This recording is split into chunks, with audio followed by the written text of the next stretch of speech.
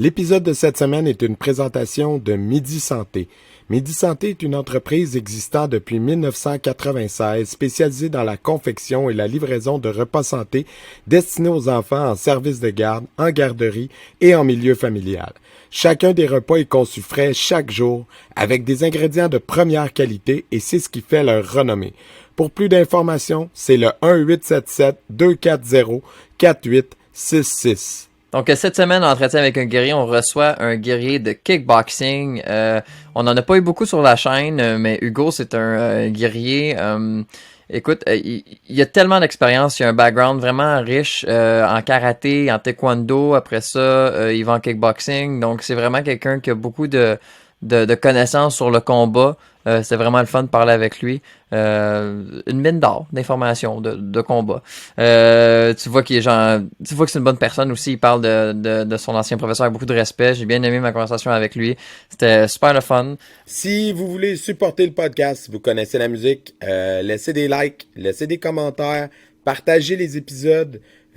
Si vous les partagez, ça fait que d'autres gens les voient, qui à leur tour pourraient peut-être les partager. C'est la façon organique la plus facile pour nous de se faire connaître. Également, si vous voulez nous supporter un petit peu plus, patreon.com, Guerrier Podcast, vous avez accès à des heures de contenu 100% exclusif. Pour vrai, on est rendu là, on est rendu à des heures de contenu. On a plusieurs épisodes complets là, de 40-50 minutes qui sont 100% exclusifs au Patreon, sans parler de toutes les Blitz Quiz qui sont des questionnaires qui durent entre 3 et 20 minutes, dépendant des invités. Fait qu'il y en a qui sont pas mal moins blitz que d'autres, mais qui sont super intéressants. Fait que ça, c'est du contenu 100% Patreon. Fait que ça, c'est sans parler du fait que vous avez accès à tous les épisodes du podcast avant tout le monde, toutes les critiques de films, critiques de livres, tout le contenu qu'on produit en primeur avant tout le monde. Et si tu t'abonnes au niveau à 5 ou 10 $, tu as les épisodes en anglais en avance en plus. Puis si jamais tu veux juste nous donner un petit coup de main, puis t'es comme, tu sais, je veux pas donner 3 ou 5 par mois, c'est un peu too much pour moi, mais que tu veux nous supporter, $1 par mois, symbolique, et tu vas avoir les épisodes en anglais en audio en avance. Fait que c'est juste pour dire que tu supportes. T'es là, ton appui compte et on t'en remercie. Fait que patreon.com, Guerrier Podcast. Merci à tous nos Patreons actuels, by the way. On a déjà plusieurs dojos qui nous supportent. On a déjà des personnes qui ont décidé par elles-mêmes de venir nous encourager. C'est très apprécié. Merci beaucoup. Ça nous donne les moyens de continuer et de vous offrir un podcast de plus en plus professionnel, on va dire. Les cicatrices nous rappellent d'où on arrive. Les combats qu'on doit livrer quand le destin chavire. Guerrier, on fera ce qu'il faut pour la famille. Cœur de lion, œil de tigre, on a la paix dans la mire. The battles are never ending, I know. But we will get up and get on with the fight. And we'll do whatever for what is right. Just put your trust in us, in us. Donc, cette semaine, à Entretien avec un guerrier, notre guerrier vient de la rive sud de Montréal, plus précisément de Longueuil. Donc, on reçoit le kickboxer professionnel, Hugo Beauchemin. Donc, je dis professionnel, pas sur ce ton-là, parce qu'au Québec, on fait pas des millions comme dans les autres pays. Mais tu as ton gym, tu fais des combats, tu as ta crowd, tu as du monde qui te follow, tout ça. J'en ai parlé avec des gens, tout ça. Donc, écoute, on est ici justement pour en parler, vu que c'est pas super démocratisé. Donc, on va quand même commencer par le commencement avant d'arriver au bonbon. Comment est arrivé les arts martiaux ou le sport de combat dans ta vie? Est-ce que tu as fait du sport plus jeune, puis c'est arrivé plus vieux ou peu importe, là? En fait, les arts martiaux, ça a commencé, j'étais jeune, j'avais 12 ans. OK. Après avoir vu un film d'arts martiaux de Jean-Claude Van Damme, tu sais. Mm-hmm. Dans ma génération, j'ai coupé sur les arts martiaux. J'ai commencé le karaté Kenpo. J'ai commencé ça à 12 ans. OK. Avec qui dans le temps? Avec à Sorel, avec Daniel Lévesque, Nelson Gaudreau, Claude Fagnan. C'était mon équipe dans la fédération de Jean-Guy Angel. Oui. OK. Je suis passé ma ceinture noire là en karaté Kenpo. Après, je l'ai fait après jusqu'à 17 ans, tu sais, régulier. Après ça, j'ai enchaîné ça avec du taekwondo. Puis là, je me suis affilié avec M. Pierre Scanzano, qui est taekwondo à Saint-Hubert. Avec lui, j'ai passé ma ceinture noire. J'ai fait pas mal de compétitions à travers le Canada. Là, on a représenté le pays aussi à travers le monde, ces choses-là. Après ça, la boxe. Et puis, En revenant d'une compétition de karaté, après pas de l'avoir fait après plusieurs années, je suis arrivé d'une compétition, championnat canadien du WKA, c'est M. Ben Stewart qui l'organisait dans le temps. OK. En 2010. Puis, à ma grande surprise, du kickboxing, c'est-à-dire que le kick qui revenait de plus en plus à la mode. Là. Fait que, puis, il commençait à l'introduire dans nos compétitions. Là, fait que j'ai fait 1+1, les kicks plus les points kickboxing. J'ai essayé ça, j'ai tombé en amour avec ce sport-là. Puis là, maintenant, ça fait 11-12 ans là, que j'en fais là, non-stop. Maintenant, j'ai mon école. Wow. Ouais. Fait que ça fait comme un bon 2 décennies ou à peu près que t'es là-dedans. Là. Ouais, j'ai 40 ans. Fait que, on a le même âge. Ouais, c'est ça. Ça fait une vingtaine d'années. Là, je calculais ça le 4 mai dernier. En 95, je passais ma ceinture noire. Fait que, wow. Fait que ça fait un petit bout qu'on est là-dedans. 26 ans, Ouais, 26 ans. C'est ça. On va calculer pour moi. Je viens de faire 12 heures. Là, fait que... Mais là, on a passé vite sur tout ce parcours-là. Fait que si ça te va, on va y aller étape par étape. Bien sûr. Le Kenpo à 12 ans, comment c'est arrivé? Puis qu'est-ce qui t'a accroché? T'es quand même resté longtemps, donc qu'est-ce qui t'a accroché là? Dans le Kenpo, c'est un style qui est très, très carré de fighter. J'aimais ça. Jamais le côté rough. L'enseignement est très difficile, puis t'apprends à la dure, puis des répétitions, puis... Oh, exactement. Puis, Kenpo, on s'est c'est fait Kenpo. étouffer souvent étant jeune. Là. Fait que ça nous endurcit. C'est ce que j'ai aimé de ça. OK. Le rough du karaté Kenpo, là. Ouais. Yeah. Puis après ça, t'as transféré avec Pierre. Ouais, avec Pierre Scanzano, là, on a pas nos kicks. Tu faisais, OK, mais c'était-tu déjà du point, c'était du point de fight, tu faisais okay, je faisais du point de fight, mais le karaté Kenpo, c'est plus traditionnel. Mm-hmm. Tu sais, apprends à frapper de base, dans le temps, mais tu sais, le point de fight en tant que tel, les règles, les distances... C'était pas encore partout, là. C'était pas encore rendu là. Maintenant, ça l'est, le style a évolué, tout le monde s'est ajusté, mais pas au début. Puis je me souviens, j'allais dans les compétitions, Josie Vinciarelli, Danny Griffith, puis j'ai regardé aller, là, puis j'ai tombé en amour avec le point de fight. C'est ça que c'était magique, là, quand il y avait du monde de kung-fu, de kickboxing, de point de fight, de karaté, puis là, ça se pognait ensemble. C'était violent dans les années 90, là, les Open, là, c'était pas comme aujourd'hui. Là, non, tu vois, il y avait vraiment une différence de style. Là, maintenant, les styles, c'est homogène. Ouais, c'est ça. Ah ouais, fait que toi, t'as connu cette époque-là. Là, puis t'as-tu eu pas mal de blessures dans ce temps-là? Comment? T'as-tu eu pas mal de blessures? T'as-tu cassé le nez? Non, moi, ça a quand même bien été. J'étais un petit rapide. Là, je m'en suis trompé. Quand t'es bon. Non, on s'est fait étouffer souvent. Puis, tu sais, des sidekicks, tu te pousses, puis tu sors du court, il n'y en avait pas à ce temps-là. Il fallait que tu l'arrêtes, puis il lève 2 pieds de terre, puis là... Là, il se plantait et il donnait le point. Ouais, c'est ça. Même le système de pointage n'était pas pareil. Là. Si tu frôlais, c'était pas bon. Il fallait que ça rentre. Là, exactement. Le point soit ramené, puis les 2 pieds ancrés. C'était pas. Ça allait dur dans le temps. Ouais. Puis, c'est ça. Vas-y, Manu. Ben, j'allais dire, après ça, donc, tu as fait le switch au taekwondo. Puis là, avec Pierre Scanzano, puis là, taekwondo, tu t'es rendu jusqu'à ta ceinture noire. Puis est-ce que tu continues encore aujourd'hui, même si tu fais du kickboxing? Comment ça a été? Oui, avec Pierre, j'ai tout le temps gardé une belle relation. Encore là, j'ai parlé aujourd'hui. C'est un passionné en partant. On se rejoint beaucoup là-dedans. Puis, on s'entraîne avec mon horaire, ça fit souvent avec lui. Il y a 60, 65, je pense, Pierre, à peu près. Puis il continue de s'entraîner. Puis l'après-midi, là, avant tout ce qui arrive présentement, là, on s'entraînait au moins aux 2 semaines, une fois ensemble, là, sinon c'était au moins une fois par semaine. Puis, il n'y a personne pour faire travailler tes kicks comme lui, en tout cas, dans mon monde à moi. Là, fait que Pierre, il a le taux de me pousser. Puis, c'est fort. C'est un prof que j'ai déjà vu faire des trainings en ligne, là, justement. Des fois, il invitait le monde, là, puis let's go, pa. C'est ça. C'était bon motivateur. Tu sais, il traite tout le monde comme si c'était des ceintures. Pas des. Il s'en fout, t'es qui. Tout le monde est égal. Let's go. C'est ça, let's go. Puis il fait ça. T'as beau être n'importe qui, let's go, tu vas le faire aujourd'hui, puis let's go. Exact. Ben, je pense que c'est quelqu'un qui a fait ses preuves avec des fighters, en tout cas, tu sais, définitivement. Fait que c'est clair que ça va monter des champions de toutes les générations. Mhm. Fait que, ouais, j'ai été chanceux de l'avoir comme maître. Puis là, après ça, les débuts, mettons, on va dire, dans les circuits de combat Là. professionnels de kickboxing, c'est arrivé quand, ça? Ah, ça, c'est arrivé pas mal plus tard. Ça c'est il y a 2 ans OK. que j'étais allé là, mais avant, quand j'ai lâché les arts martiaux, ben, tu sais, justement, le côté, j'aimais le côté rough, puis je perdais de plus en plus ce côté-là dans le point de fight. Ouais. Les mains ouvertes, en tout cas. Ça changeait un peu. Fait que je me suis dirigé vers la boxe. OK. Là j'ai aimé le feeling là, de recevoir des coups. Qu'est-ce que je n'étais pas habitué de dealer quand tu fais du karaté, du point de fight, recevoir 2 coups de fil, ça marche pas. Mais perdre les jambes, ça te dérangeait pas?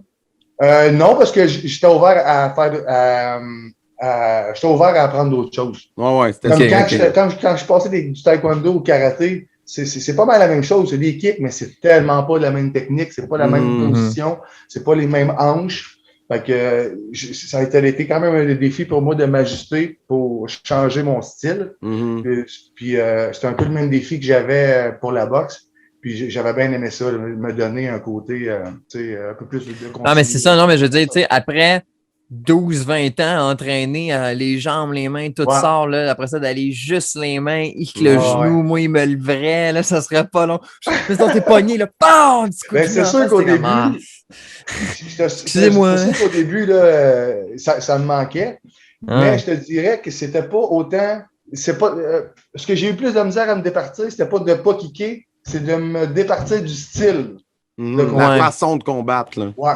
Donc de t'ouvrir. Il fallait que j'en donne 4 parce que recevoir un coup, moi, j'en reçois 5 dans une compétition de karaté, au championnat canadien, au championnat du monde. Je me fais toucher 5 fois, c'est fini. Fait que là, je me fais toucher 5. Top, jab. Jab direct, pow, crochet, whoop, tu te fais pogner plus souvent. Fait que ça a été un défi pour moi de déclencher de ce style-là. Mais en même temps, c'est ça me faisait être très intense parce que aussitôt que j'en mangeais, j'en donnais 3. Fait que ça a quand même été bénéfique, mais ouais, dans mon cerveau, de relaxer, recevoir des coups, faire frapper, pas réagir, ou presque, mais ouais, ça m'a apporté ça, la boxe. Mais là, tu as ton école depuis 10 ans, tu disais? Non. OK. Non, j'ai commencé le kick, ça fait 10 ans. OK. Quand je suis arrivé en compétition, j'ai trouvé ça, j'ai fait wow, ça coche. J'ai fait après 6 combats de boxe. OK. Puis depuis 2 ans, là, j'ai mon école. OK, c'est 2 ans l'école. OK, c'est ça, je voulais juste démêler. Puis, vu que tu as 2 black belts, ça t'a jamais tenté de donner aussi du karaté ou du taekwondo à ton dojo? Oui, éventuellement. Là, c'est parce que je suis associé avec la ville de Longueuil. OK. On a plein d'avantages. Il nous fallait un super de beau gym et tout, mais j'ai pas la horaire que je voudrais. Éventuellement, là, c'est un peu incertain là, comment est-ce que. En ce moment, c'est ça. C'est pas la meilleure période pour. Non, mais ça t'a déjà traversé l'esprit, là, tu sais, j'espère. Oui, effectivement. Mais comme créer un style. Parce que c'est pas la même clientèle. Tu peux pas avoir des enfants qui font du kickboxing, tu sais. Tu peux pas commencer à la même âge que le karaté, tu sais. Non. Ça te fait plus de clients. De plus en plus, il y a une manière d'entraîner les gens, il y a une mentalité qu'on est capable de s'ajuster, justement, à apporter un peu la mentalité des arts martiaux au kickboxing. Puis quand je pense à ça, je sais pas si vous connaissez TEK, T-E-K, Team Elite Kickboxing. C'est des Européens, ils font le circuit WACO. Eux autres, c'est du light contact. C'est du point fight et du light contact. Du kickboxing, mais light, vous savez c'est quoi. Fait qu'ils ils ont bien jumelé les 2 styles, la jambe avant, les skips, un petit peu moins de grosses hanches, un peu moins solide dans le box, mais le côté rapide des arts martiaux, les spins, les hooks, les drops, fait que je m'enligne un peu dans ce côté-là pour enseigner aux jeunes. Ah ouais, c'est cool. Se toucher, faire le contrôle et tout, puis les adultes, tu veux faire la compétition, faire des combats, là, on va se planter les pieds, puis on va frapper, on va y aller plus différemment, là, mais il y a ce côté-là dans martiaux là, que je veux apporter là, au kickboxing tranquillement. Mais c'est drôle parce qu'on disait, le kickboxing n'est pas est pas, aussi big qu'il pourrait l'être, mettons, comparé à la boxe au Québec. Tu sais, les boxeurs professionnels au Québec peuvent en vivre. Ouais. Ben, en tout cas, certains d'entre eux, peut-être pas tout le monde, mais Non, c'est ça. puis pourtant, le kickboxing au Québec, on a eu des grands noms. Tu sais, Jean-Yves Thériault, entre autres, là.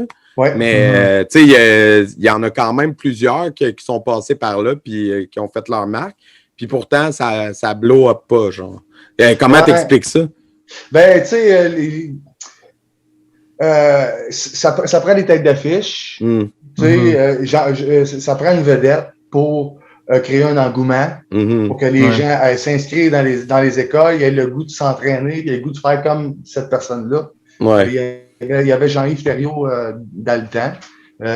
Puis, je sais pas, après lui, on n'a peut-être pas eu de relève. Je sais pas trop ce qui s'est passé. Là. J'étais jeune dans ce temps-là. Ouais. Après ça, ben, bon, là, les Hilton, les Wallets, dans le temps, là, qui créaient beaucoup d'intérêt. Fait que les gens regardaient beaucoup la boxe. De toute façon, la boxe a tout été populaire au Québec. Puis après ça, ben, il y a eu la vague de Georges Saint-Pierre.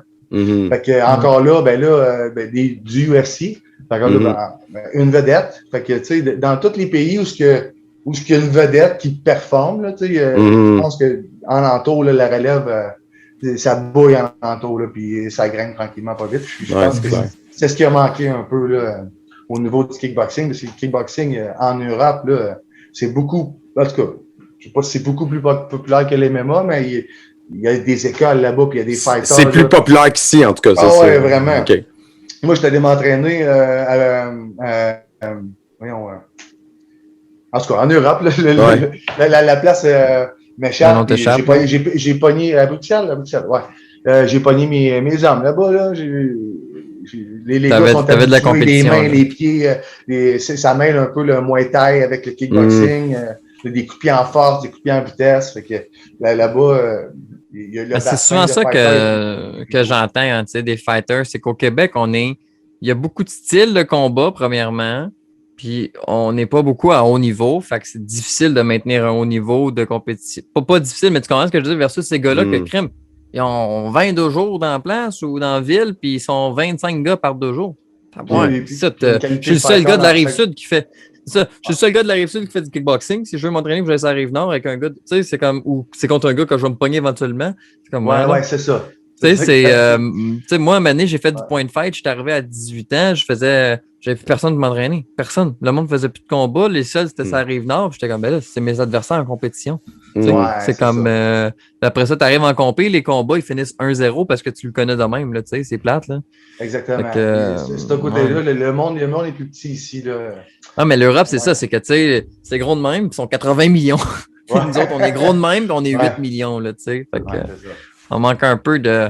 Ils sont 400 millions en Europe. 400 millions. Non, mais je parlais juste de la France d'abord. La France okay. versus Québec. C'est ça ma référence. Là. Puis, tu sais, pour chaque pays est plus peuplé pour la grosseur qu'ils ont. Ils sont beaucoup. Là, c'est juste ça, je veux dire. Tu sais, c'est comme. C'est fou, là, l'avantage qu'ils ont de ça, la pratique. Là, surtout à. C'est ça. Ils ont bien des fighters là-bas. Ils ont bien des ligues. Le Glory là-bas, le K1, Waco. Waco, c'est énorme. Toute l'Europe, là, ça roule là, autant amateur là, en light, en point de fight ou en kickboxing. Puis Waco, t'as-tu été performé dans ce circuit-là quand tu étais en point de fight? Ouais, j'étais allé à Paris. OK. En 2003, comme un peu cheveux sur la soupe. Là. Marcelin, il y avait une place dans l'équipe. Puis, en tout cas, j'étais allé là-bas. Ça a bien été. J'ai bien formé. J'ai gagné mon premier combat. J'ai perdu mon deuxième. C'est une belle expérience. C'est là que j'ai vu le calibre de Waco. J'ai fait d'autres compétitions avant. Il y avait quand même des très bons fighters, mais il y avait plus de bons fighters à Waco. Des styles différents. Le style européen, beaucoup plus que, mettons, WKA, qui est beaucoup les Américains là, qui gagnent ça. Puis c'est là que j'ai découvert le kickboxing aussi. Là, fait qu'en 2003, ça a été ta première rencontre avec le kickbox. Ouais. 3 rings. Il y avait 3 rings de kick, puis il y avait 3 cartes de point de fight, puis ça a roulé même toute la fin de semaine. Puis des knockouts, j'étais tabarouette, ça fesse, ça se part là. Fait que ça m'avait. Ouais, mais dans le temps, les gants étaient tout petits, là. C'était des gants de même, là. Ouais, c'est ça. C'était pas vraiment réglementé, là, puis que ça knockait. Exactement. Ah, ouais. T'as-tu déjà eu des blessures en combat? Des blessures, mettons, plus graves, là, pas un bleu, là. Genre mais des commotions? Une commotion ou Commotion à l'entraînement. OK. Deux fois, je te dirais, avant des combats, maudit, j'ai pas été chanceux. Des niaiseries là, de mal de cou. Puis que tu boxes, puis quand tu reçois le coup, ton corps, il se protège tellement inconsciemment que ton cerveau, il va te péter dans le fond. Puis tu tombes pas dans le cadre, mais le soir, puis pendant une couple de jours, tu as des symptômes. Là, tu comprends assez vite. Sinon, j'ai eu une blessure à l'œil. Je me suis fait casser l'os, le plancher de l'œil à TKO là, pour les combats professionnels d'arts martiaux mixtes, des MMA. J'étais sur le gars, boum, boum, boum, position montée, comme en force. Là, puis lui, il a lancé trois coups en défensive, il était sur le dos. Puis, les gars d'MMA, ils arrêtent de protéger sur le dessus de la main. Fait qu'ici, ça cogne os sur os. Fait que j'ai mangé un bon coup, mais Colin, un petit contour de l'œil, là. Fait que, ça m'a cassé. Mais tu as-tu pété la gueule? Hein? Y a-tu pété la gueule pareil? Écoute, j'ai tellement resté l'airbag, je me sentais plus le visage. Pas du tout. Puis, ça a été même pendant 6 mois de temps, je me sentais plus le visage, comme quand tu te fais piquer pour une dent en haut. Puis je voyais tout ce que je fixais, je le voyais pas. Et là, je checkais dans le coin. Puis même, je voyais dans le coin que j'ai pas aimé le feeling d'avoir le feeling de perdre un œil. Ça a pris combien de temps à revenir? Fait que je me suis collé dessus, j'ai attendu que la ronde finisse, puis on n'a pas continué pour le deuxième. Ouais, ça a fini le momentum. C'était pas un bon feeling. Là. Non, mais je pensais que, tu sais, vu que t'aurais pu varger puis qu'il abandonne puis que t'es comme tout en train de knocker en même temps. Ah non, ça m'a stunné, j'ai resté l'airbag, j'ai fait tabarouette, qu'est-ce qui se passe dans mon visage? Ah, mais c'est sûr, là. Sacre. Là, il se passait de quoi, là, ça se promenait, là, des chocs électriques, là, en tout cas. L'œil, j'ai pas aimé ça, parce que ton nerf optique, il vient squeezer un peu, là, fait que, en tout cas. Ouais. Non, j'ai pas aimé ça. Et ton œil, tu disais que tu l'as perdu pendant ça a pris combien de temps à revenir? L'œil, ça n'a pas été. Le focus, là, une couple de jours. Ah, OK. Avec mon focus, mais c'est comme parce que mon nerf optique avait été comme pincé, là. Semble-t-il que ça travaillait mon œil, mais j'ai été suivi de près là, par des optométriciens. Optométriciens.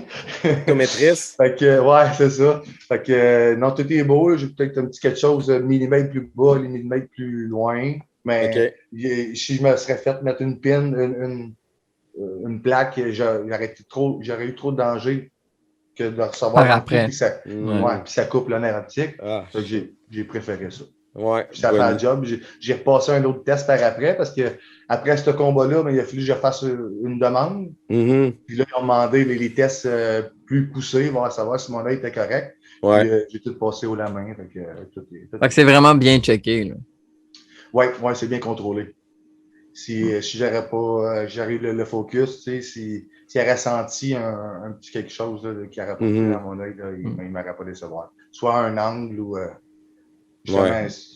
peu importe là, le problème. Mais puis t'as fait des combats un peu partout dans le monde. Tu dirais tes adversaires les plus coriaces, les plus tough, t'es as pognés où? Ce serait qui le pays, la puissance là, mondiale là, en combat? Écoute, mais tu sais, j'ai un combat que j'ai eu, j'ai rushé, là, celui qui est au championnat du monde. Je suis arrivé deuxième au championnat du monde. Là. OK. C'est quand même pas pire. Ouais, ben c'est ça. C'est mal. C'est la pire, Manu. C'est la pire. Ouais. Comment? C'est la pire médaille, la médaille d'argent. Ouais, c'est ça. Surtout, la médaille de bronze, tu gagnes. La médaille d'argent, tu perds. Ça perdu dans le combat. Ouais, c'est ça. Puis c'est comme un peu je sais, j'en ai une coupe. Fait que je l'ai mal digéré. Mais quand même, il m'a donné une super de bonne... il m'a fait découvrir c'était quoi manger des pois à la gueule, puis aller chercher... Tu sais, quand t'en as plus, t'en as encore, mais aller chercher dans le toi, le courage d'y aller, parce que le premier round, il était plus grand que moi, il était plus gros que moi. J'avais comme pogné une gastro avant d'aller là. J'avais comme baissé. En tout cas, j'étais le plus petit. J'étais tout petit dans ma catégorie. Fait que je me faisais brasser. Ouais. Mais, tu sais, ça a bien été. Fait que lui, il me rentrait dedans. Il a tout donné le premier round. Il a gagné le premier round aussi. OK. Puis, c'est la première fois que je me faisais brasser comme ça. Aller chercher dans le moi le courage de continuer, puis de dire d'aller de masser, puis de prendre du courage, comme je te dis, puis de revenir en force. Mm-hmm. Il était de quel pays, ce gars-là? C'est un Allemand. OK. Ouais. Puis là, premier round commence. Ding, ding, spin back, crochet, toum, il s'en va au sol, tu sais. Fait que j'ai commencé avec, tu sais, il est allé au sol, fait que ça a commencé. Fait que là, tu sais, le momentum est revenu. Je l'ai envoyé une deuxième fois au tapis dans ce combat-là. Puis en tout cas, bref, c'était un beau combat. Puis, ouais, lui, il m'a sorti. Sinon, Brian Avila, c'était super bon aussi. Il y en a une couple de bons des Québécois, là. Voyons. Au Québec, en point de fight, contre qui tu te pognais pas mal dans ton temps, dans ton prime? Écoute, ben, tu sais, je me pognais pas mal. Je te dirais, j'ai pogné pas mal tout le monde. Tu sais, gagne pas. Tu sais, c'était pas mal serré un peu avec tout le monde. Je te dirais, moi, les fighters qui m'ont fait triper, Steve Quentin m'a fait triper. Emmanuel Saint-Louis, Josie Nizzarelli, Danny Griffith. Moi, c'était des gars pas mal dans qui je me mirais. Tu fightais contre Danny? J'ai fighté deux fois avec. Okay, trois fois avec Danny. Puis je fightais en équipe, surtout avec. On représentait le style quelque chose dans le temps. Sinon, Samuel Gagnon, là, Timothy. Ouais, Sam. Fait que, tu sais, on a fait des belles guerres avec Sam. J'ai fait un championnat canadien, 5 rounds de 2 minutes avec lui. Fait que ça a passé pas mal. On a eu du fun. C'était ton crowd dans le temps. OK, nice. C'est ça. Il y avait du gros génération, ça. Yannick Turgeon, Tommy Leblanc, les gars de Kenpo. Ouais. Ça fait en salle, man. OK. Shit. Ouais, ben, il y avait gros des polos dans le temps. C'est ça qui arrive. Tu te ramassais d'une compétition avec Turgeon, José, René Perrault, Namit, il y en avait, c'était gros des poids lourds. Des poids lourds agiles. Maintenant, c'est un peu, en tout cas, on dirait que c'est un peu plus léger. Les grosses catégories, je pense, sont plus légères. Ouais, c'est ça. Mais les gars sont quand même.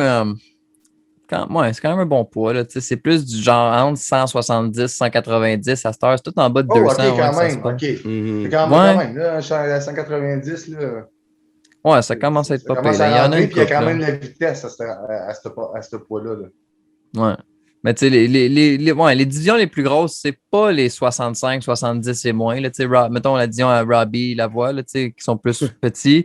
Non, mais les autres, c'est pas les plus grosses divisions pareil. Les plus grosses divisions, c'est 75, 80, 85, 90 plus. Ça, c'est les grosses divisions encore. C'est encore ça. C'est sûr que 90 c'est plus, c'est un peu moins, mais les autres, là, c'est encore. Je suis allé au championnat canadien WKC à Douvres. Puis Jason René, sa catégorie. Ben, on l'a eu au podcast. Ben, c'était bon. Ouais, c'est un épisode exclusif. Ouais, vas-y. Comment tu dis? Non, ben, c'est un épisode qu'on a gardé pour nos Patreons. Ah, OK. Mais lui, exceptionnel comme fighter. Puis toute la catégorie, toi, ça n'a pas de bon sens comment c'est vite, toute l'équipe. Puis moi, ça donne que c'était ma catégorie, ça, au championnat canadien. Puis c'est-tu dans l'âge, j'avais 40 ans, je peux pas m'inscrire là. C'est ma catégorie, là, mais j'ai pris ma catégorie d'âge là, parce que ça roule, là, c'est vite, là, ça n'a pas de bon sens. Ouais, ça tape, puis c'est un autre. C'est fou le niveau, là. Genre les spins, les scorpion kicks, tout ce qui sort à cette heure, là, ça a pris des coches, là. Mes élèves sont comme, non, je suis comme, mais je faisais pas ça dans le temps, là. Puis on était au top, là. C'est juste qu'il y avait Backfist Punch back then, là. C'est comme, ça a vraiment beaucoup évolué avec, encore une fois, un peu comme le Open puis le trad avec l'Internet. C'est là que ça a fait comme, tout a commencé à se partager, puis les jeunes font comme, on peut faire plein d'affaires. Puis t'es comme, ben oui, mais commence par bien faire ta base, là. Avant de faire des spins puis tout, là. Mais oui, tu peux faire ça éventuellement, tu sais. Ouais. Ouais, les jeunes, faut tes breaks là, parce qu'ils veulent aller là assez vite. Là. C'est motivant, c'est cool aussi. Là, mais... Ils font ça, les champions du monde? Oui, mais ça fait 20 ans qu'ils font ça tous les jours. Attends. Puis écoute, tu as dit tantôt que ça faisait 2 ans que tu avais ton école. Si mes calculs sont bons, tu as ouvert un bon timing avant COVID un petit peu, 6 mois, 9 mois. Donc, explique-nous ça, comment ça s'est passé. Aussi, c'était quoi un petit peu ton travail avant, puis la transition à 2 jours? Est-ce que tu as fait ça au complet ou c'est... comment tu as fait ça? Pour partir de mon école, tu veux dire? Ouais. Faut jumeler travail, école et famille au début, c'est sûr. C'est du 5 jours semaine, c'est du 5 soirs semaine. Fait qu'il faut que tu sois capable de mettre des choses de côté là, pour ça. Fait que, c'est ça, je me suis lancé là-dedans pendant un bon 1 an, puis après ça, c'est arrivé avec le COVID. Fait que on ferme, on ouvre. On a donné des cours à l'extérieur tout l'été. Fait que ça nous a forcé à modifier nos entraînements, à trouver une autre manière de faire bouger les gens, puis que ça reste dans l'ambiance du kickboxing. Mais ça a quand même été bénéfique là, pour ce côté-là. Ça pousse tout le temps à repousser tes limites. Là. C'était bon pour ça. Puis ensuite de ça, on est revenu, puis là, ça allait aux fermes. Fait que là, encore là, je donne des cours par Zoom. Fait encore là, on s'ajuste, on essaie de faire bouger les gens, chacun chez soi. Mais tantôt, hors d'onde, tu nous as dit je viens de faire un 12 heures. C'est un 12 heures de quoi? Tu as un autre job? C'est quoi l'autre job? Ouais, je travaille dans la sécurité. OK. Ouais. OK. Travaille où? Garda? Ouais, Garda, l'hôpital Charlemagne, ouais, exactement. Fait que j'étais agent de plancher à Charlemagne. Puis ça me permet, c'était comme à 5 minutes de mon école. Fait que je finis à 18h, boum, à 7, mon cours commence. J'ai le temps de me rendre à Amy, je suis là. Fait que le timing est bon pour moi. Là. Avec la job, avec les heures. Puis là, tu as parlé de conjuguer ça avec la famille. Tu as des enfants? Oui, j'ai une petite fille de 5 ans. OK. Cool. Puis ma femme est encore enceinte là, de petit garçon. Là. Félicitations. Un bébé confinement. Ouais, c'est ça. Ouais. Faut bien s'occuper. Hein? Ben, c'est ça. Ah, wow, mais comment tu vois ça là, d'avoir un deuxième enfant? Parce que moi, je vais avoir 39 en juillet, là, on a à peu près le même âge. Je vais avoir un deuxième enfant à cet âge-là. Puis là, qu'en plus, tu viens d'ouvrir une école, les enfants vont reprendre dans pas long. Comment tu envisages tout ça, là, de jongler avec tout ça? J'envisage pas grand-chose. J'essaie de ne pas y penser en ce moment. Jour le jour. OK, super. Je vais y aller un jour à la fois. Le petit va naître. La maman, c'est une bonne maman. Elle a ses congés de maternité. J'ai mes congés de paternité aussi. Fait que job, là, le 40 heures semaine, ça c'est réglé. Après ça, c'est le kickboxing. Mais là, pour le moment... Ouais, c'est ça. Je donne mes cours Zoom, ça me permet de rester en forme. Il y a ce côté-là de bon, parce que j'ai pas à dire hey, OK, on fait 15 push-ups, on descend plus, on monte plus, tu sais. Je suis en avant puis je motive les troupes, là, tu sais. Ouais. Donc, c'est bon pour moi. Fait que pour le moment, on continue ça de même, mais on verra pour la suite, là. Ouais, ben de ce que nous, je comprends, ceux qui ont des grosses familles et qui font beaucoup de karaté, c'est cool quand il y a un aide, un support aussi de la famille externe, là, quand les grands-parents aident beaucoup et tout. Là. Ouais, effectivement. Parce que sinon, c'est clair que c'est tough. Là. On est chanceux, les grands-parents. Ils s'impliquent. Moi, ma mère était monoparentale, on était 6, puis je faisais toutes les compés tout le temps, puis c'était notre grand-mère qui était tout le temps avec les filles à la maison. Là, pas le choix. Là. Mais on a reçu une couple de combattantes sur le podcast. Toi, ta fille, dans 10 ans, elle fait « Papa, je veux faire du kickboxing ou du MMA. » Ou de MMA, oui, c'est ça. Tu vas dire quoi? Écoute, avant qu'elle naisse, je t'aurais dit « Ben oui! » Let's go! Là, je la vois aller, Colin, mon petit bébé se faire taper dessus. Je ne sais pas. Ouais. Karaté, oui. Mais tu sais, je l'encouragerais certainement. Là. Mais c'est pas de quoi que je vais l'encourager moi-même. Si elle veut y aller, ça va être bon, mais... C'est ça. Je vais m'arranger pour que, qu'elle soit qu'elle performe et qu'elle ne mange pas à voler, tu sais. Ah ouais. Mais comme ça, on n'a pas le contrôle là-dessus. Là. Fait que, Mais si tu ouais, veux faire ça des ferait- trucs ça qui ferait un petit n'endommagent quelque pas chose. ton visage, ça va être cool aussi. Ouais, ça fait ton cerveau, exactement. C'est bon. C'est Ouais. bon, ça. Ben écoute, merci Hugo. Un bon Ça mot de a la été fin. un beau mot de la fin. Puis t'as été persistant. Merci de ne pas nous avoir laissé tomber malgré Ben oui, les problèmes merci. techniques. C'est super apprécié.